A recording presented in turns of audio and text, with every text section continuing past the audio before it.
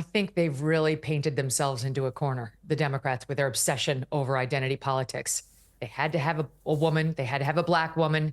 James Clyburn saved Joe Biden and gave him the presidency, or at least his candidacy last time around, by saying, I can get you South Carolina, but we need a black woman as your VP. And that's what Biden did. If there was ever a moment where the woke left got exposed on every level, this is it. In this firestorm clip, Megyn Kelly and Piers Morgan break down the total collapse of Joe Biden's campaign, the panic happening in the Democratic Party, and the absolute mess of identity politics they've trapped themselves in. From Kamala Harris to Gavin Newsom to Jill Biden's weird thirst for the spotlight, nothing is off limits. Megyn Kelly brings that raw, no-nonsense breakdown, while Piers Morgan just keeps it sharp and relentless like always. Let's get into these wild moments where they absolutely wipe the floor with the woke left. Podcast. Megyn, great to have you back on Uncensored. Can you quite believe the events of the last few days? No, I have never seen anything like it in all my time covering politics or being in the news. And I said after that debate on Thursday night, he's done. His candidacy ended tonight.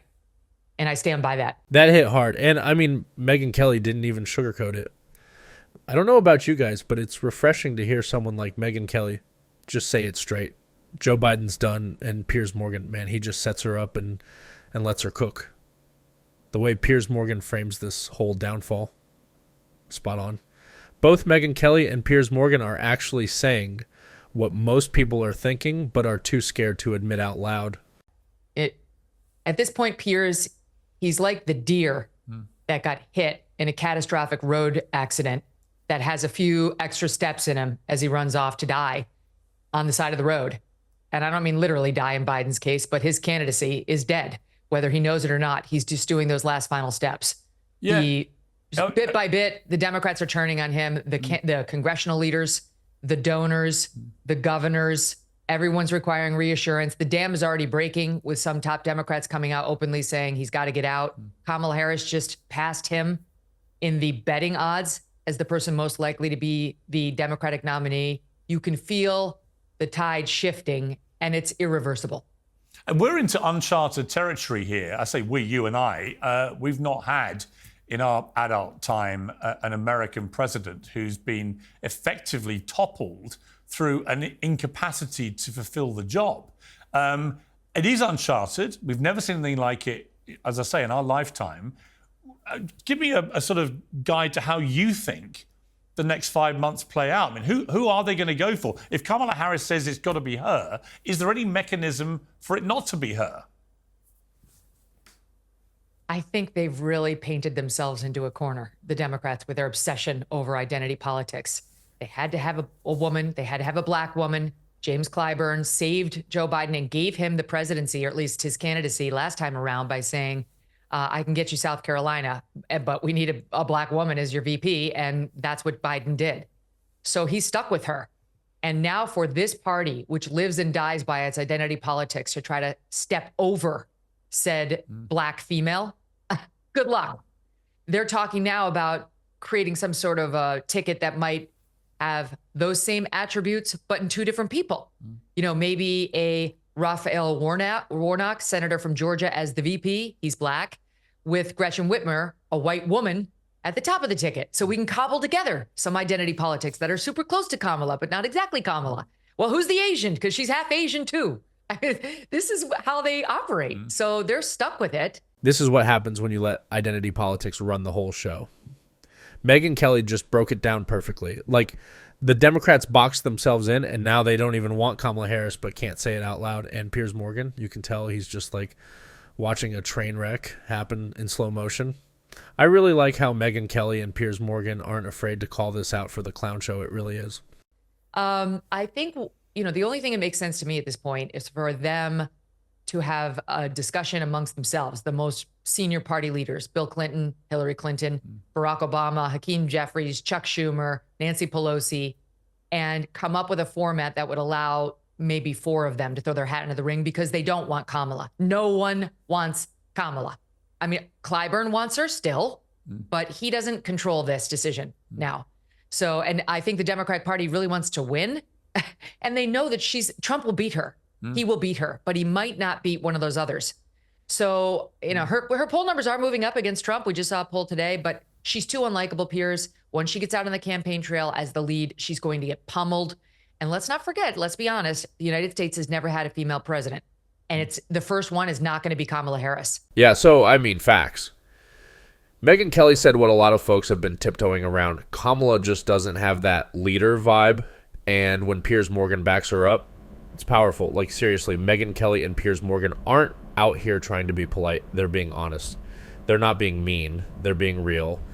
And in this weird political circus we're living through, we need more of that energy. So I think they'll probably come together to settle on, let's say, 3 or 4 top candidates. She'll be one of them. And they'll say, let our party make its decision over the next 4 weeks and going into the convention. And they'll do it the way they used to do it before 68. Decide at the convention who the nominee will be. Who do you think would be the biggest threat to Trump? Well, it's tough to say. They're eyeballing this Illinois governor, J.B. Pritzker, and I think he's a no. First of all, he's extremely obese. I'm sorry, but that doesn't play well in politics.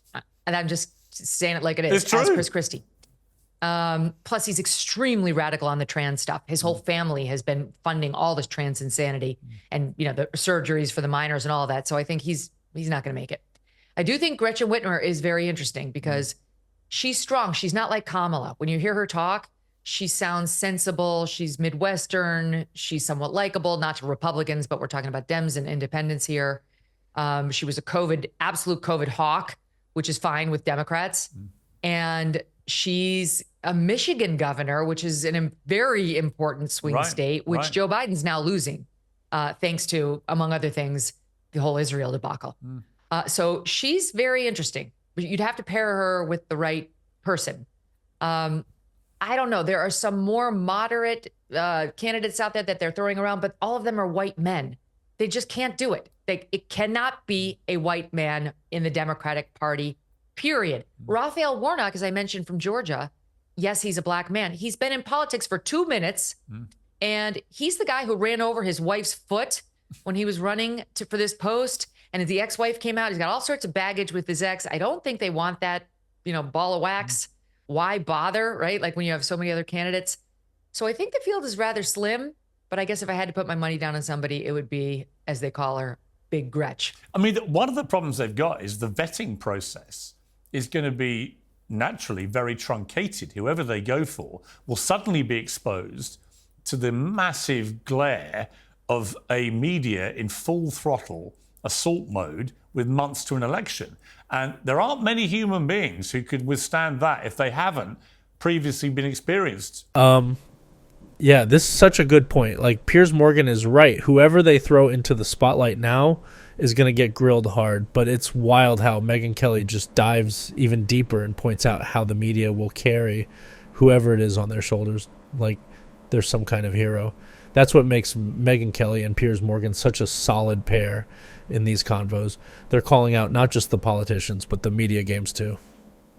And they're not wrong. With it, right? I mean, it's a really ferocious forensic examination. Yes, and all of Trump's foibles and most of Biden's have already been baked into the current cake. So that you're right. And I forgot to mention Gavin Newsom. Now, he's a far left progressive, and Bill Maher just came out in favor of him. But he's the most radical Democrat in America. Honestly, his politics may be left of the squads. He would be a hard no for most of those independents. And you can't win the presidency with your own party alone. You've got to persuade a certain amount of the independents to come your way. As soon as they tell independents what Gavin Newsom has done, I don't care how good his hairline is, they're going to say no. It's not another JFK. This guy is really, he's an AOC squad member kind. So I don't think he'll make it either.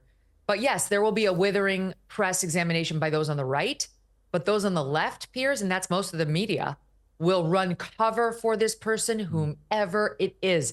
As much as they're beating down on Joe Biden right now, that same press corps is going to raise this person up as the second coming, whoever it is, because it must be their savior from Trump. And that person will benefit greatly from that ubiquitous fawning coverage. I mean, we're assuming Biden is going to be replaced. It's not happened yet. And of course, if he digs his heels in and says, I'm not going anywhere, then it may be they can't do it, under the rules of the Democratic Party.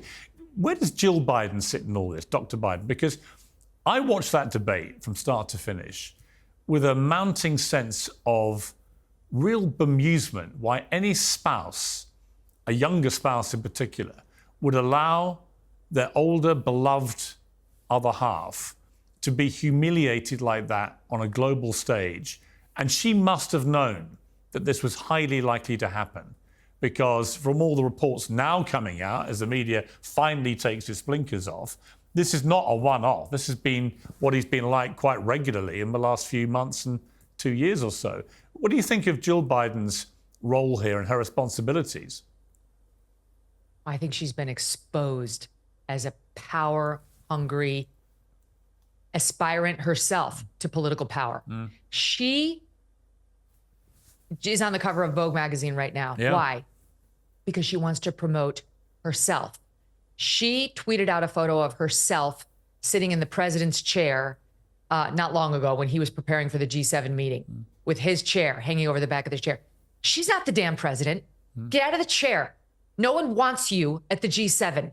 No one elected you to lead us politically. And a couple of years ago, I did a bit that went viral on how she insists on being called Dr. Jill Biden everywhere.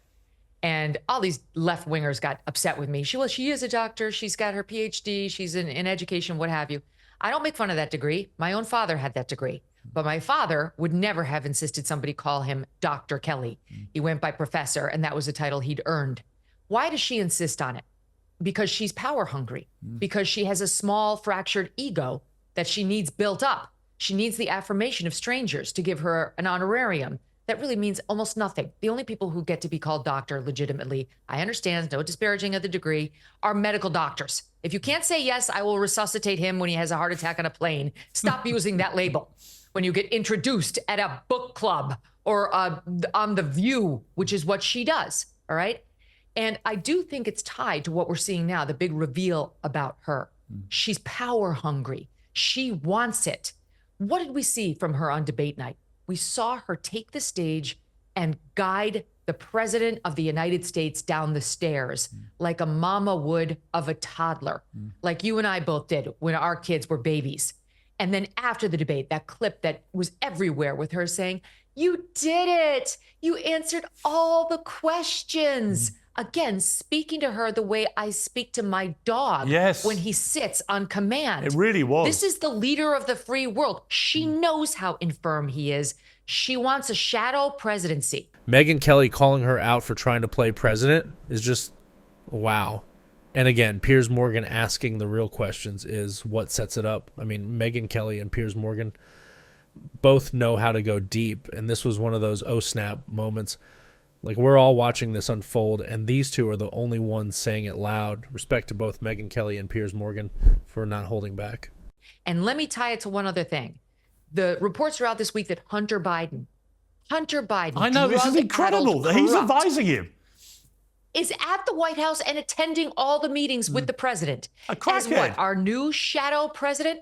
Right, exactly. Because Joe Biden can't do it. And so on deck is the drug-addled, corrupt felon son? Hard no. This whole family needs to be bounced out of this office. And I think even the Democrats are starting to realize it. Do you know what's incredible, Megyn, is that since that debate, the person we barely heard from or been talking about is the one person everyone assumed we'd be talking about 24/7, Donald Trump.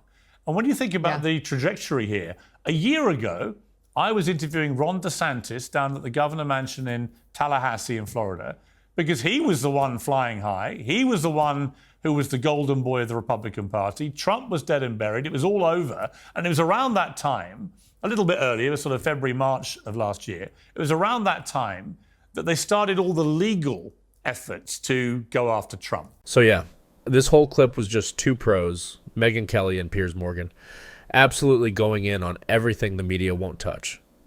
They exposed the cracks, they called out the fake performances, and they did it without flinching. Honestly, We need more of this kind of raw, unfiltered energy. Whether it's politics, media bias, or just common sense, Megyn Kelly and Piers Morgan are bringing the heat. And it's about time people started paying attention.